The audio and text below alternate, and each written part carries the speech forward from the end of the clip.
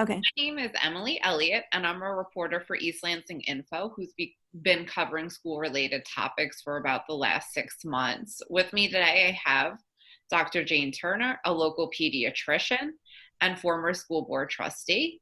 And today, we're interviewing Elizabeth Guerrero Lyons.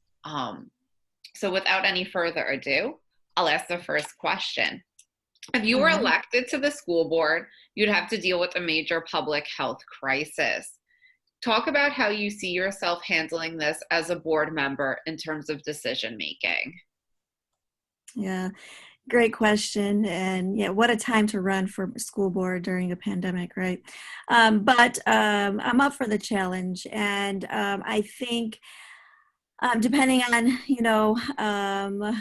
if we're back in school or not, but if we're not back in school by the time January comes and I'm elected, I think the goal, ultimately for parents and families and administrators and the school board is to get our kids back into school safely as possible and as quickly as possible. As a parent working full time and my kids doing online schooling as a kindergartner and third grader, it's very hard and it's not sustainable. But I also truly believe that we need to make sure that it is safe to get our kids back into school. And so I think we need to make sure that we have clear metrics and an implementation plan with the understanding that it has to be flexible with this virus. We don't know, everything about it. It changes day by day, hour by hour. And so I think flexibility is truly going to be our best friend while we're going through this. But I also think that we need some transparency and communication to our family and parents. I think the school board and the administration have been doing a great job. But I think what we need now, which with the new survey that came out, gave us a little bit more plans and implementation of what's going to happen when we go back. But I think we need a little bit more. We need more data. We need to know if we go back to school. So this is what I would be doing if it's not happening. This is what I would be really pushing for, making sure we have the data-driven information so we can make decisions and be transparent with our communication to families, communities, and also our teachers. So that's what I would truly, that's what I need right now. And so that's what I'm going to be pushing for as a parent and as someone who is on the board, if that is not happening. Okay, well, thank you. Yeah, I'm going to shift to one of the other themes, and that is about equity and inclusion. The district has identified equity and inclusion as an important goal and has pursued this by developing a new handbook policies and making plans to make the faculty better represent the diversity of the student body. Talk about how you see this issue. Yeah, so I think, I believe, East Lansing, the public school, they have taken positive strides in prioritizing diversity, equity, and inclusion. I think however, there can be done. I think with hiring of new staff and faculty to be in our schools is great, coming from, myself and my family, people of color, people who, highly encourage diversity, equity, and inclusion. I think what you just stated in that handbook is something that is definitely needed in all school districts and here in East Lansing. I believe that we need to make sure that we are continuing. There's a lot of things happening, right? I think with the equity programming team that they have at Marble, I think that needs to be included at all schools. I think training on anti-racism and anti-bias within the schools, not just for teachers, but administrators, boards, offering it to the community, having conversations with our students. I also think that diversity, equity, and inclusion also goes into curriculum. This must be addressed to ensure that we are teaching culturally appropriate history, as well as taking into account the connections between diversity and trauma-informed practices to increase mental awareness. Okay, thank you. Thank you.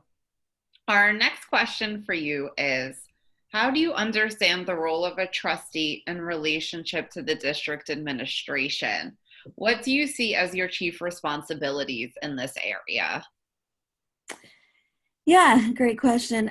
So I think I believe my role as a trustee is to actively, if elected, is to actively listen to the needs and concerns of our families, the communities.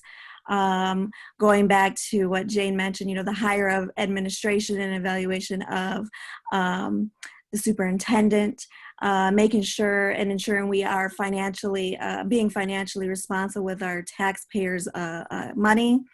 I also believe that it's the board's responsibility and individually to implement policies that will help promote academic achievement. Also, it's my job to ask questions and conduct my research, do my homework before making big decisions.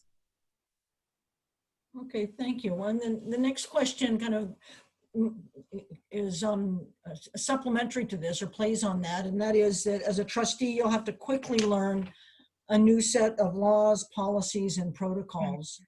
How will you approach bringing yourself up to speed? Yeah, so the nice thing about it is I just finished my doctorate in the K through 12 administration program. So I have lots of notes, lots of books, lots of resources that I can turn to, faculty within MSU that I can, if I can't find something, or if I'm really stuck on an issue that we're discussing at that time, I can reach out to folks in that area. Also, utilizing my board members, that's what we're there for, to work together to make sure that we are helping each other understand what we're trying to deal with and make decisions on. So I think we need, it has to be collaborative and working well together. Well, congratulations on your doctorate. Yes, Thank you congrats. very That's much. a very important, big milestone. Yes, thank you very much. Became a school board member, that was quite a few years ago. I found some courses offered, trainings offered by the Michigan Association of School Boards. Would that be something of interest to you? Oh, yes, definitely. Yeah, definitely. Yes. Utilizing all of the resources through MEA, anything that we, it's not just going to be at MSU. It's going to be doing, like I said, doing my homework, doing my research, and finding the best resources that are going to be that are going to help me learn about whatever it is that we're making that decision on. So yes. Thank you. Thank you.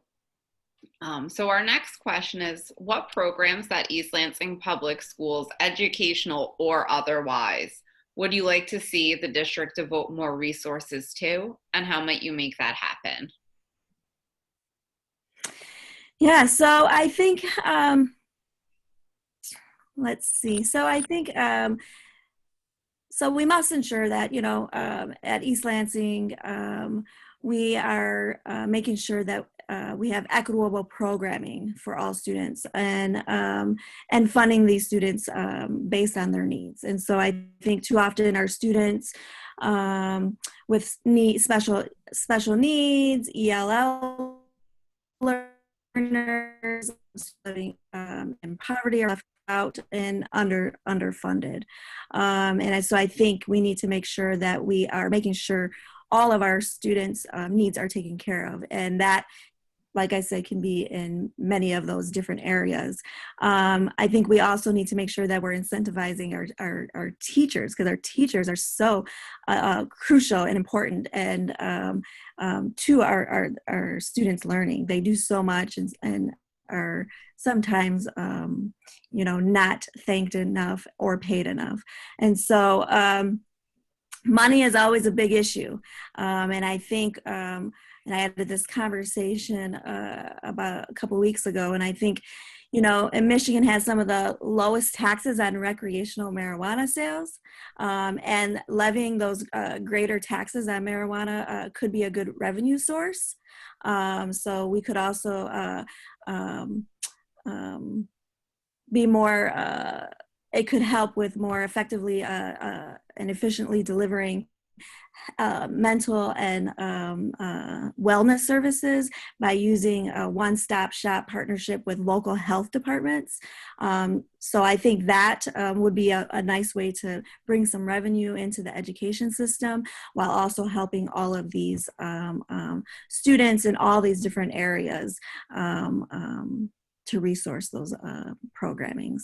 I also think that we need to make sure we're looking at, our high achieving students who are trying to do some programming or courses at MSU. I know that there's some works happening right now to make sure that we can get that tuition lowered or at a very low cost or no cost for our students to go to MSU. So all of those may be helpful in bringing in some money through that way. Okay, well, thank you. Thank you. Yeah. I want to switch just a little bit and talk about engagement with parents in the community. How would you like to engage with parents, including those who are uninformed, who may be informed but disagree with you? Yeah. So not everyone's going to agree with you, right?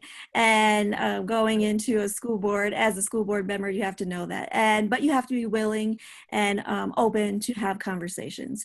And I think someone who, I'm not from East Lansing. I'm from Detroit, Michigan. But I've been in East Lansing and Lansing area for 17 years. And when we moved to Lansing, I at first didn't feel that I belonged. And so, I just put myself out there, had conversations, but not everyone is willing to do that, or they don't know where to go. And so I think as a board member, maybe having some open sessions or town halls, or having conversation with each school not district, but school, elementary, middle school, high school, having conversations, letting students come and talk to us, letting us know what their students' needs are, actively listening, I think is huge. Can't promise that I'm going to be able to do everything that you want, but I promise that I will listen to you, and that I will make sure that you feel that sense of belonging and know that you can come to us and talk to us when you have difficulty, or if you want to tell us that we're doing something great too, we'll listen to that. So I think just having an open mind and knowing that we're not going to be able to fix everything and we're not going to make everyone happy, but I promise that I will actively listen and take what you're saying and your needs take it into consideration when making hard decisions. Okay, thank you. Thank you. We have about 2.5 minutes left, so we've made it through the questions. Is there anything you would like those listening to know? Anything that maybe we haven't addressed that you'd like to foreground? Yeah, I just, want people to know why I'm running is because I'm a mother first. And I want to make sure that my kids have the best education along with everyone else. And, I didn't know that I was going to run. This wasn't, a huge something that I had on my bucket list, but I just saw at the time, I knew there was going to be some openings. I really, thought about it hard. And I think this is the time for me to run, to bring a different perspective. DEI is huge for me. I want to make sure that our schools are equitable. I want to make sure that all are taken care of, and so that's why I'm running. I've seen too many school districts that have failed our students, and I think East Lansing is doing a great job, but I think we can do much more, and I want to be a part of that. So thank you so much, and I hope everyone goes out and votes on November 3rd. Great. Thank you very much. Yeah, thank you for your time this morning, Elizabeth. We appreciate Very it. helpful to learn more about you and your views. Well, thank you very much for offering this interview. Thank you. Have a good day. Thank you. You too. Thanks.